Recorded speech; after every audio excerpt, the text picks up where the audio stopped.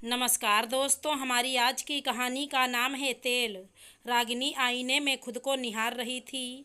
अभी शादी को सिर्फ 7-8 महीने ही हुए हैं और उसका रूप कितना बदल गया है। तभी उसके कानों में सास की आवाज़ पड़ती है, बहू बहू सुन, 2 दिन बाद बेटी दामाद और बच्चे आ रहे हैं। बहू तैयारी ज़रा अच्छे से कर लो, तुम्हारी शादी के बाद पहली बार आ रहे हैं। उनके स्वागत में कोई कोर कसर ना रह जाए। जी माँ जी ठीक है। तभी सास पूछती है, घर में राशन पानी तो ठीक से है ना? देखो कोई चीज़ घटबड़ तो नहीं गई है तो मोहित को कह दे, ले आएगा ऑफिस से आते समय। ठीक है माँ जी। रागिनी ने देखा घर में मूंगफली नहीं है, रिफाइंड तेल नहीं है और भी कुछ कुछ लिस्ट बनाकर व्हाट्सएप पर मोहित को भेज दिया और नीचे लिखा, हो सके तो 20 रुपये के गोलगप्पे ले आना, बहुत दिनों से नहीं खाए। दोपहर का खाना बनाने के लिए रागिनी किचन में गई, चावल चढ़ाया, दाल चढ़ाई और सब्जियां काटने लगी। तभी सास किचन में आ गई। सब्जी क्या बना रही हो बहू? पालक साग माँ जी, और आलू का चोखा। ठीक है, लेकिन साग पहले उबाल लेना और थोड़े तेल में ही फ्राई करना, और आलू का कच्चा चोखा बनाना, भूनना नहीं, उसमें बहुत तेल खर्च हो जाता है। जी माँ जी, थोड़ी उदास होकर रागिनी ने कहा। इन 7-8 महीनों में रागिनी ने सास को बहुत अच्छी तरह से पहचान लिया है। जो दिखावे में तो पूरा जीती हैं, पर खाने पीने में एकदम काइयाँ थी।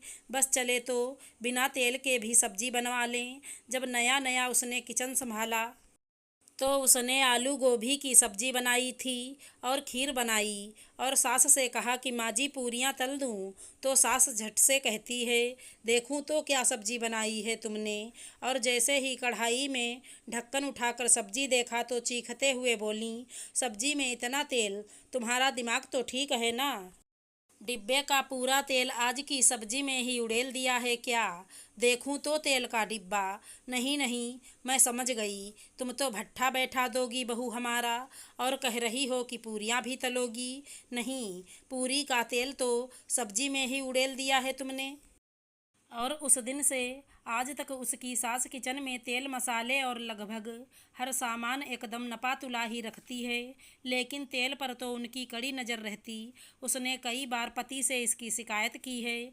माँ जी बहुत कंजूसी से खाना बनाती हैं, पर उसके पति को इस बात से बहुत ज़्यादा फर्क नहीं पड़ता था, क्योंकि वो इसी माहौल में बड़ा हुआ था और अब नौकरी कर रहा था, तो बाहर से ही अपनी पसंद की सब चीज़ें खाकर आता था। उससे कितना भी कहा, पर उसने एक बार भी माँ से कुछ न कहा और कहा, अच्छा मैं कभी कभी बाहर से कुछ ला दिया करूँगा।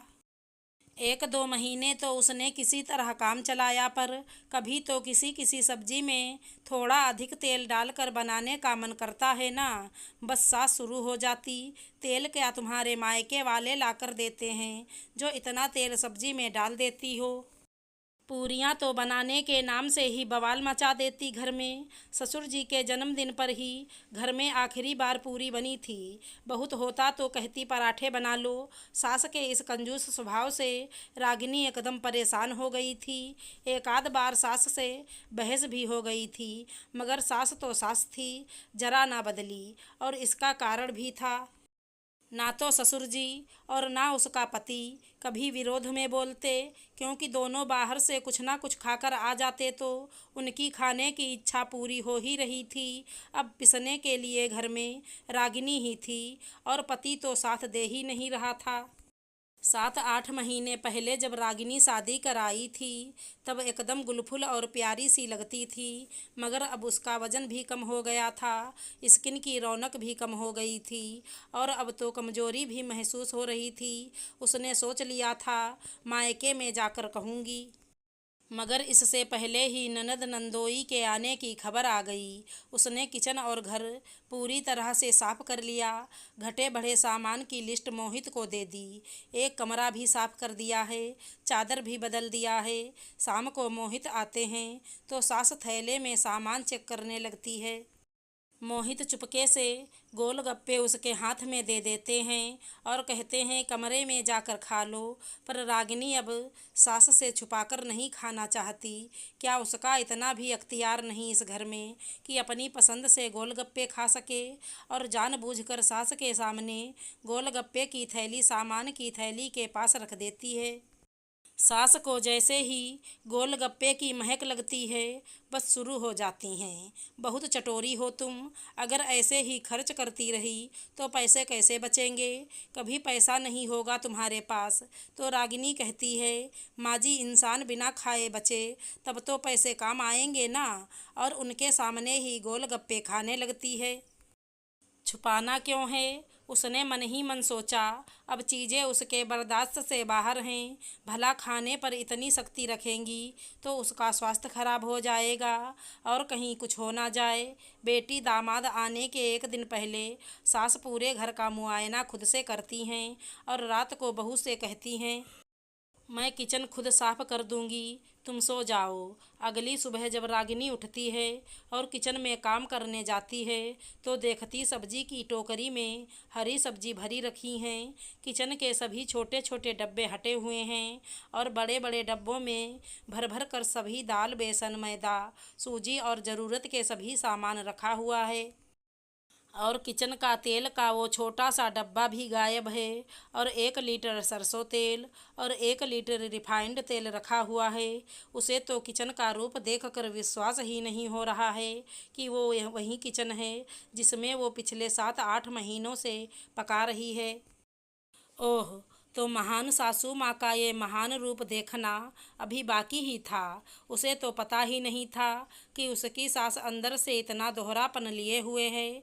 मगर सास ससुर कहीं दिखाई नहीं दे रहे हैं। वो चाय चढ़ा देती है, तभी बाहर से ससुर जी की आवाज़ आती है। रागिनी देखती है सास अपने हाथ में 2 किलो पनीर लेकर आ रही है।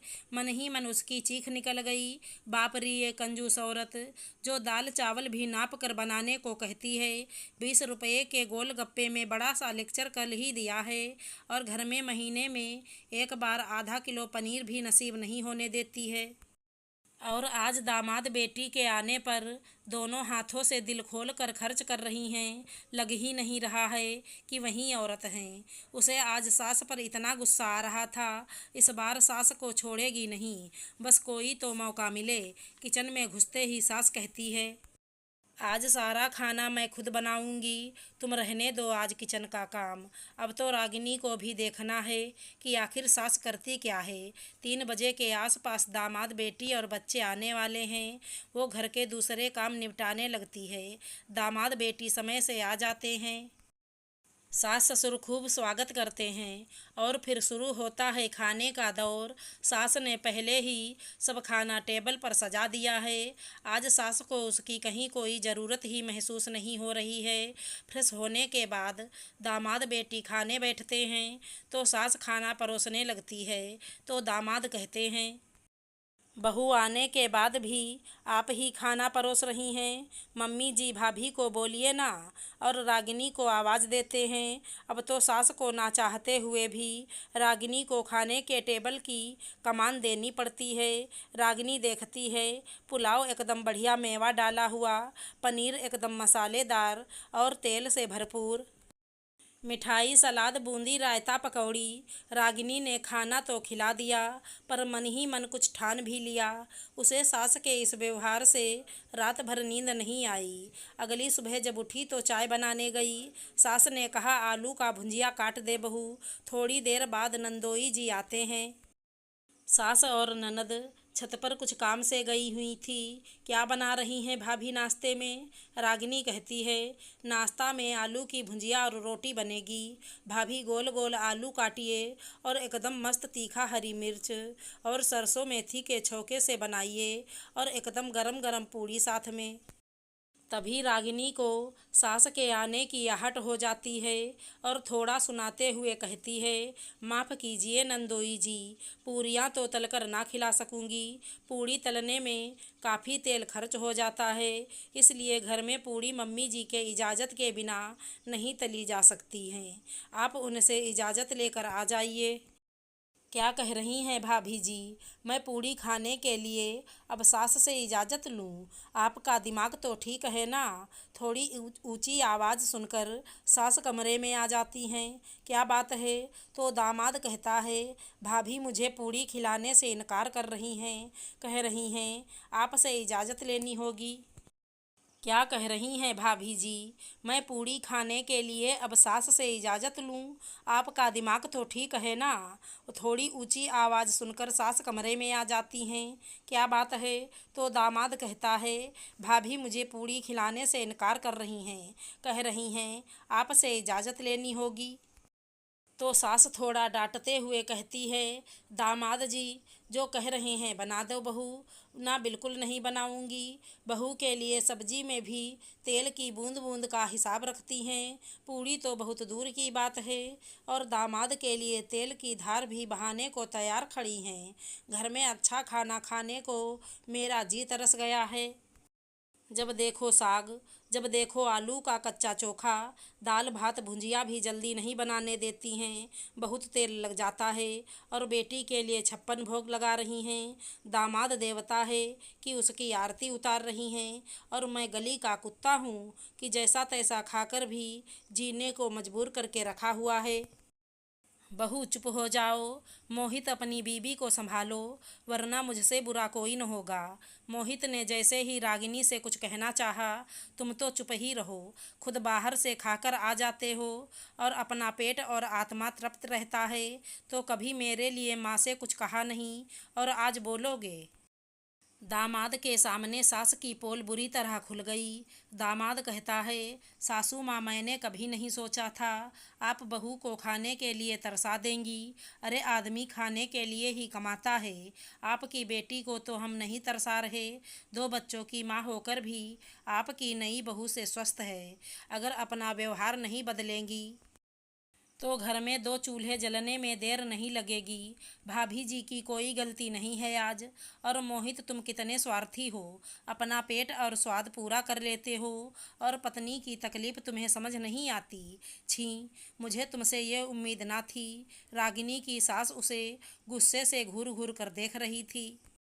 और रागिनी भी उन्हें अर्थपूर्ण नज़रों से देख रही थी। अब आपकी किचन की गंदी राजनीति नहीं चलेगी सासू माँ। आशा करती हूँ हमारी कहानी अच्छी लगी होगी। धन्यवाद दोस्तों।